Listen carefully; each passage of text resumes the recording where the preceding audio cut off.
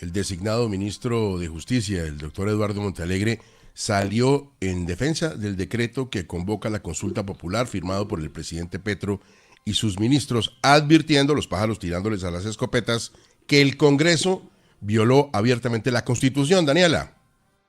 Sí, Eduardo Montealegre salió en defensa del decretazo de la consulta, explicando que después de hundir la propuesta, el Senado de la República tenía un plazo legal de 30 días para responder preguntas e inquietudes de los proponentes. Sin embargo, no lo hizo en el término establecido y esa, a su juicio, inactividad consistió en una violación a la Constitución que facultó al presidente Gustavo Petro para decretar la consulta popular desde los 8 días siguientes. Denunció 5 violaciones al reglamento del Congreso que usó el gobierno como argumento para sacar adelante la consulta popular vía decreto. Esas 5 violaciones al procedimiento fueron las siguientes: omisión en la lectura de la proposición sometida a votación. En segundo lugar, el cierre arbitrario e irrazonable de la votación por parte del presidente del Senado. En tercer lugar, la modificación del voto de uno de los congresistas tras el cierre del proceso de votación. En cuarto lugar, la discrepancia entre el número de senadores presentes en el recinto y los votos efectivamente emitidos. Y en quinto lugar, una omisión en el trámite de la apelación presentada por la senadora María José Pizarro. Son amenazas de penalistas irresponsables, así calificó el ministro de Justicia designado las advertencias de expertos que señalaron que los ministros que firmaran este decreto de convocatoria a la consulta popular podrían incurrir en prevaricato. Estos son amenazas que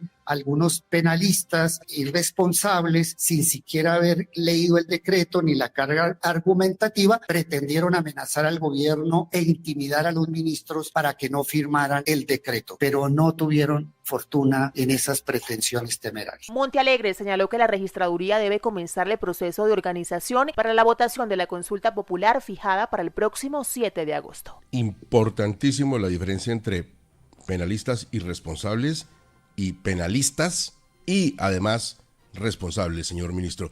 Diana Saray, la firma de los ministros, ¿cuántos firmaron, cuántos no? ¿Qué fue lo que pasó finalmente? Gustavo, hay 4 ministros en propiedad que no firmaron este decretazo y que en caso de que inicien, como ya lo anunció Daniel Briceño, por ejemplo, estas denuncias por prevaricato, se van a salvar de estas investigaciones. Mire, los 4 ministros que no firmaron el decreto son Edwin Palma, que es el ministro de Trabajo, la canciller Laura Sarabia, la ministra de Medio Ambiente Lena Estrada y el designado ministro de Justicia Eduardo Montealegre Linet. ¿Por qué no lo firmaron? Edwin Palma y Laura Sarabia no están en el país. Ellos están en Bélgica desde el martes, adelantando una agenda internacional para buscar inversión en Colombia desde la Unión Europea. Lena Estrada, que estaba la ministra de Medio Ambiente, estaba en Niza, en Francia, en esta conferencia de la ONU sobre los océanos, a la que iba a ir también el presidente Gustavo Petro y canceló por el atentado a Miguel Uribe. Ella no alcanzó a llegar al país. Eduardo Montealegre, por su parte, pues es que no ha sido posesionado ni nombrado oficialmente ministro de Justicia, no lo es, por eso tampoco podía firmar. Los que sí firmaron, y son los que se van a meter en líos y les va a tocar responder por todas estas denuncias, son José Luciano Sanín Vázquez. Él firmó como ministro de Minas y Energía encargado, es el presidente encargado también de la Agencia Nacional de Minerías y asesor del ministro Palma. Por la parte de la Cancillería firmó Rosa Yolanda Villavicencio, ella es la viceministra de Relaciones Exteriores que está como ministra encargada. Por el lado del Ministerio del Medio Ambiente firmó Cristian David Díaz Bulla. Él no es viceministro, Gustavo, y le cuento que busqué por todos lados cuál es su cargo actual en el ministerio y no lo encontré. Tiene que ser al menos asesor para que tenga este encargo. Y por el lado del Ministerio de Justicia, quien firmó como encargado es Augusto Alfonso Ocampo, que es el secretario jurídico y que está hasta este momento como encargado. Esos 4 ministros en encargo sí firmaron, Gustavo, y son quienes van a tener que atender todos estos pleitos que se van a presentar. Los que estaban por fuera y el ministro Montealegre, que fue el que armó todo este lío jurídico, ellos sí van a estar tranquilitos. Le tengo la respuesta, pero además un comentario adicional, Diana. El señor Cristian Díaz Bulla es el jefe de la Oficina de Negocios Verdes Sostenibles en el Ministerio de Ambiente. Y ayer había una cierta inquietud en exfuncionarios del Ministerio de Ambiente que se preguntaban si jurídicamente era posible que una persona que no fuera viceministra firmara el decreto. La respuesta, según me dijeron, es que sí, siempre y cuando exista también un decreto que lo nombre en esas funciones. El problema, Gustavo, es que yo no encuentro el decreto, ni en Función Pública, ni en la página de la Presidencia. Obviamente estamos ya haciendo la averiguación dentro del Ministerio de Ambiente, pero el señor Díaz Bulla, como dice Diana, no es el viceministro, es el jefe de la Oficina de Negocios Verdes y es quien firma el decreto.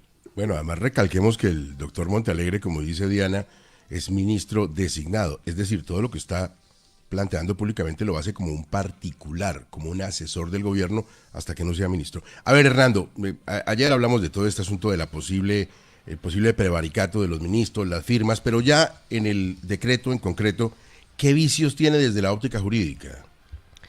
Bueno, Gustavo, parecería ser que en una isla mental solitaria está el nuevo ministro de Justicia y en un continente repleto de abogados que sí son juristas serios, y que claramente indican varios puntos y a los cuales me sumo. Se señala lo siguiente: la Constitución muy claramente indica cuáles son las reglas de juego para que se puedan convocar por parte del presidente por decreto una consulta popular, y para ello establece un elemento necesario que aquí no se dio: el concepto previo y favorable del Senado. Lo otro, el presidente de la República y sus ministros invaden el terreno de la justicia, que es a quien le correspondería supuestamente ratificar esos vicios que ellos señalan tiene la actuación del Senado, con un agravante: ya de todo ello conoce el Consejo de Estado. Luego, el acto es abiertamente irregular, inconstitucional, y el presidente no podía convocar vía decreto esa consulta. ¿Cuándo se activa la competencia de la Corte Constitucional entonces? Tan pronto, Gustavo, se presente una demanda en contra de ese decreto que pasará a la historia como una de las peores agresiones a la Constitución de 1991. Una vez se presente una demanda ante la Corte Constitucional asigna ponente y tiene la facultad de pronunciarse a ese respecto. Ayer tuvimos, Cristo, también amenaza del señor Montealegre contra el registrador, que ha sido muy prudente, que ha sido muy estudioso, muy juicioso, que no se ha metido a este ruedo. Una especie de amenaza también en el campo del prevaricato. ¿Eso será que funciona o no? Pues Gustavo, es que ahora escuchábamos al ministro de Justicia y habla como si fuera magistrado de una de las cortes, definiendo cuáles son los vicios que tiene la decisión supuestamente de la plenaria del Senado que negó la consulta popular. Eso es precisamente lo que tienen que hacer el Consejo de Estado y la Corte Constitucional, y no el ministro de Justicia designado además. Mire, ayer el ministro además, no pasó la grabación completa, pidió al registrado que comenzara el proceso de organización de la consulta, y se señaló además posteriormente que si no, también se denunciaría al registrador por prevaricato. Esa amenaza obviamente no tiene ninguna posibilidad de llevarse a cabo, porque una vez le radiquen al registrador el decreto convocando la consulta, pues el registrador tiene varios caminos. Primero, el registrador ha advertido de distintas maneras que necesitaba al menos 3 meses para organizar el proceso de consulta. Es como una elección cualquiera si se llegara a hacer. Y obviamente solamente se da menos de 2 meses para la consulta. En segundo lugar, el registrador, apenas le llegue el decreto, él no tiene, con un decreto con tantas advertencias de inconstitucionalidad, obviamente no está obligado a comenzar el proceso de organización de la consulta, y lo que seguramente hará es enviar a la sala de consulta del Consejo de Estado una solicitud para que esa sala de consulta dé un concepto sobre la constitucionalidad o no del decreto. Luego, entonces, Gustavo, ya no serán la sección quinta del Consejo de Estado la que estudie, o el Consejo de Estado la que estudie las solicitudes de suspensión del decreto, y la Corte Constitucional, como bien lo decía Hernando, van a llegar demandas a esas dos cortes, sino también otra instancia que entra a jugar, que es la sala de consulta del Consejo de Estado. Luego, esa amenaza de prevaricato simplemente es una presión indebida sobre el Registrador Nacional del Estado Civil, que yo creo que no cabe en estas circunstancias. Ayer me decía un jurista muy respetado que algunos de los asesores jurídicos del gobierno se comportan como fenicios del derecho y que el libreto es muy claro. Primero, consulta popular. Segundo, convocatoria de constituyente. Y tercero, suspensión de elecciones por razón del orden público con consiguiente extensión de periodo. Y esos son atajos constitucionales que no se pueden permitir. Los mismos empresarios, ayer, Mr. Dólar, hablaron sobre el asunto, están muy preocupados.